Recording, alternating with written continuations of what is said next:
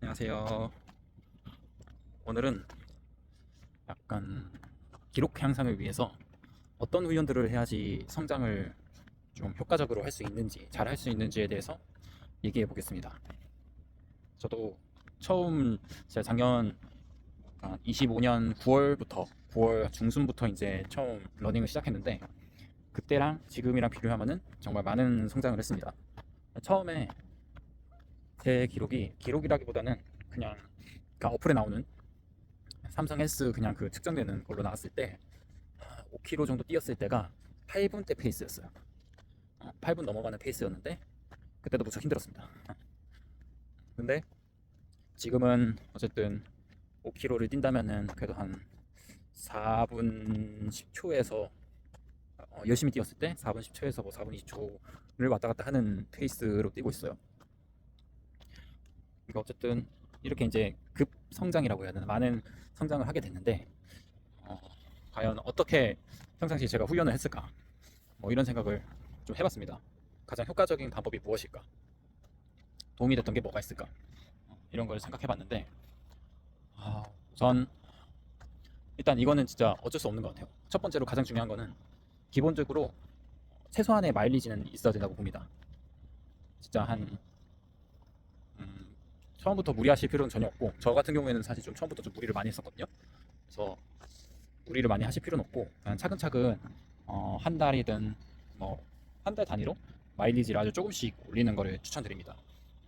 저 같은 경우에는 첫 달에 벌써 한 150km 됐던 것 같아요. 150km 정도 됐던 것 같고 두 번째 달부터 200km가 넘어갔던 것 같습니다. 그러니까 좀 급하게 올라갔죠. 그래서 이제 부상도 왔었는데 여러분은 그러지 마시고 한 뭐 한 달에 10km에서 많게는 20km 정도씩 차츰차츰 이렇게 마일리지를 쌓아가시는 거를 추천드립니다. 아무래도 처음부터 확 하면은 저처럼 이제 부상당할 위험도 높으니까. 그리고 또 금방 또 지치고 하기 싫을 수도 있잖아요. 너무 이렇게 힘들게 해버리면 힘이 들면 또 하기 싫어지니까 차근차근 조금씩 마일리지를 쌓아가셨으면 좋겠습니다.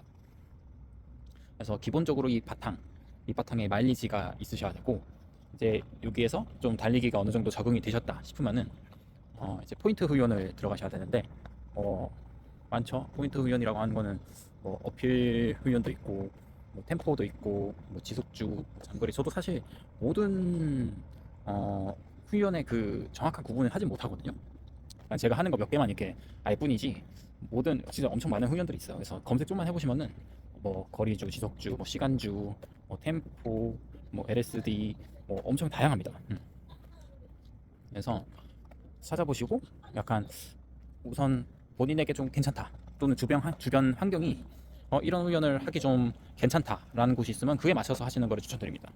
뭐 굳이 이 포인트 훈련을 하기 위해서 뭐 어디 멀리까지 가서 뭐 하고 이런 거는 추천드리진 않고 그냥 주변 환경에서 포인트 훈련을 쉽게 할 수 있는 곳이 있으시다면은 찾아가서 그냥 거기서 하시는 거를 추천드려요. 그리고 어, 또 반대로 처음에 이제 그런 적응해보는 형식으로 좀 혼자서 해보시고 시간이 되시면은 뭐 당근이든 뭐 크루든 어떤 이런 모임에 나가셔서 진행하는 이런 그 포인트 훈련하는 타임에 가서 같이 해보시는 거를 또 추천드립니다. 왜냐면은 아무래도 이 포인트 훈련이 약간 짧은 시간에 극한으로 이제 밀어붙이는 경우가 되게 많으니까 힘들다 보니까 혼자서 뭔가 그 끝까지 그 훈련을 수행하기가 쉽지가 않아요. 그래서 약간 집단의 힘이 필요합니다. 약간 같이 하면은 또 생각보다 쉽게 할 수 있고 괜찮거든요. 뭔가 그런 마음 있잖아요. 같이 하니까 내가 피해가 되면 안 되겠다는 생각에 뭐 응원도 해주시고 뭐 알려주시고 그러니까 한 번쯤 나가셔서 그렇게 한번 해보시는 것도 저는 추천드립니다. 근데 혼자 뛰시는 게 좋다 하시면은 뭐 저도 사실 혼자서 자주 했었거든요. 그래서 뭐 그런데 나가기 싫다 하시는 분들은 그냥 혼자 진행하셔도 됩니다. 대신에 좀 더 의지가 필요하다. 힘들다 보니까 이게 사람이 힘들면 정신이 좀 나가잖아요. 그러니까 약간 의지를 갖고 끝까지 수행하는 게 좀 필요하지만은 어쨌든 혼자서든 여러 명이서든 충분히 할 수 있다. 그래서 이렇게 또 포인트 훈련을 저는 보통 주에 한 번에서 두 번, 많게는 두 번까지 수행을 하는데 사실 뭐 처음 하신다면은 2주에 한 번 정도로 추천을 드리고요. 좀 적응되고 몸도 부상 위험이 낮아지고 뭐 근육도 생기고 뭐 그렇게 되신다면 이제 차츰차츰 본인의 그 상황에 맞게 횟수를 늘려나가시는 것을 추천드립니다. 왜냐하면 이걸 너무 자주 하면은 또 부상이 올 수가 있어요. 포인트 훈련도 되게 좋은데 부상이 올 수가 있어서, 사실 부상해 보면 못 뛰면 또 슬프잖아요. 그러니까 적당한 이 컨디션을 항상 자기 몸 상태를 파악해 가면서 진행하시길 바랍니다. 포인트 훈련은 부상을 입으면 안 되니까요. 그리고 이게 마일리지를 쌓으면서 포인트 훈련으로 이제 또 심박수나 이런 걸 뚫어야 되는데, 그렇다고 약간 그런 거 있죠. 꼭 둘 중에 하나를 더 중요한 거를 해야 된다. 그러니까 꼭 두 개를 해야 되나요? 물었을 때 꼭 그럴 필요는 없어요. 하지만 인터벌만 하시기보다는 한 가지를 하신다면은 마일리지를 쌓는 거를 추천드려요. 이게 인터벌은 사실 약간 하면 좋고 뭐 못하면 뭐 어쩔 수 없고 약간 이런 느낌이고, 마일리지는 이 절대값은 이 달리는 거리, 한 달 동안 열심히 잘 달리는 이 거리가 쌓아나가는 이 실력은 무시할 수가 없거든요. 그래서 꼭 한 가지만 하고 싶다, 두 가지 나 포인트고 뭐고 너무 힘들다 그러면은 시간도 없다 하시면은 무조건 마일리지를 착실하게 차곡차곡 쌓아가시는 거를 추천드립니다. 저는 도달하지 못했지만은 마일리지만 이제 충분히 쌓아서 서브 3까지 뛰시는 분들도 굉장히 많다고 하시더라고요. 포인트 훈련을 하지 않으시고. 그러니까 가능하다는 얘기겠죠. 이 이론을 봤을 때 사례도 있고요.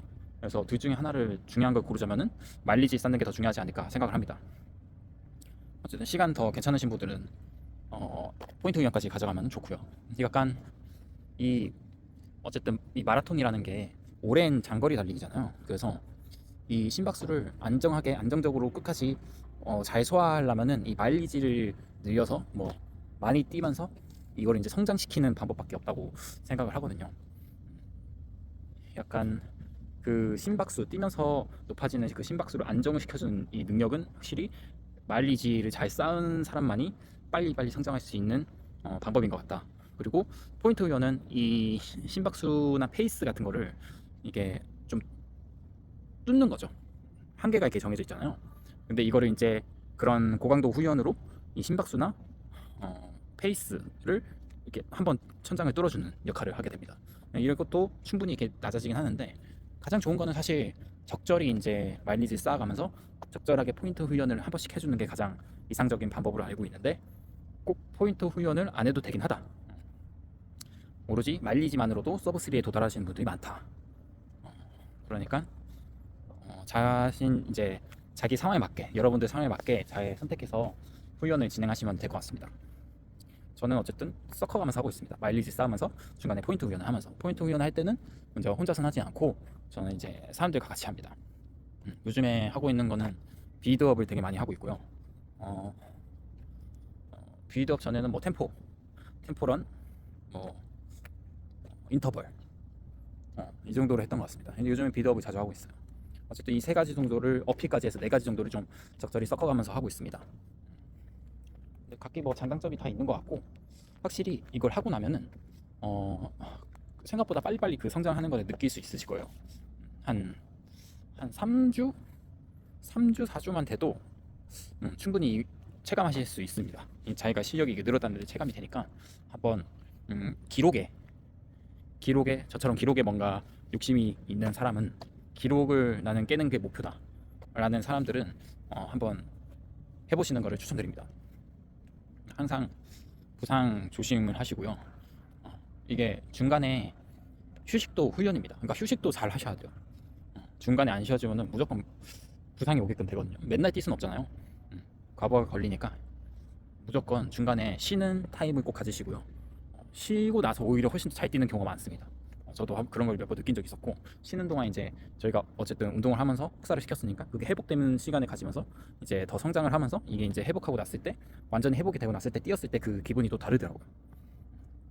그래서 뭐 하루에서 이틀 정도, 그러니까 심하게 하셨으면 한 이틀 정도 쉬어주시고, 뭐 저 같은 경우에는 인터벌 했다 그럼 보통 그 다음날 쉽니다. 포인트 훈련을 한 다음날 쉬거나 아니면은 LSD를 한 30km 이상 뛰었다 하는 다음날에는 쉽니다. 이런 식으로 이제 휴식도 번갈아 가면서 하니까 잘 배치하셔서 본인의 항상 본인의 몸 상태를 체크를 하면서 건강하게 즐겁게 러닝 하시기 바랍니다. 근데 저도 아직 러닝이라서 제가 오로지 제가 지금까지 어쨌든 체험하고 체감한 것들을 이제 공유하는 것뿐이고, 뭐 또 여러분만의 방법이 또 생기실 수도 있습니다. 어쨌든 저는 이렇게 해서 성장을 지금까지 해왔고 도움을 받았다. 그러니까 이런 방법도 있으니까 한번 해보시고, 다음에 시간이 나면은 그 훈련하는 방법에 대해서 좀 더 자세하게 얘기를 한번 해보겠습니다. 인터벌은 어떻게 하고, 어필은 또 어떻게 뛰고, 템포는 어떻게 설정했고, 이런 것들을 좀 풀어가지고 얘기를 해보겠습니다. 오늘도 영상 시청해 주셔서 감사하고요. 항상 건강하게 부상 없이 즐거운 러닝 라이프를 즐기시기 바랍니다. 감사합니다.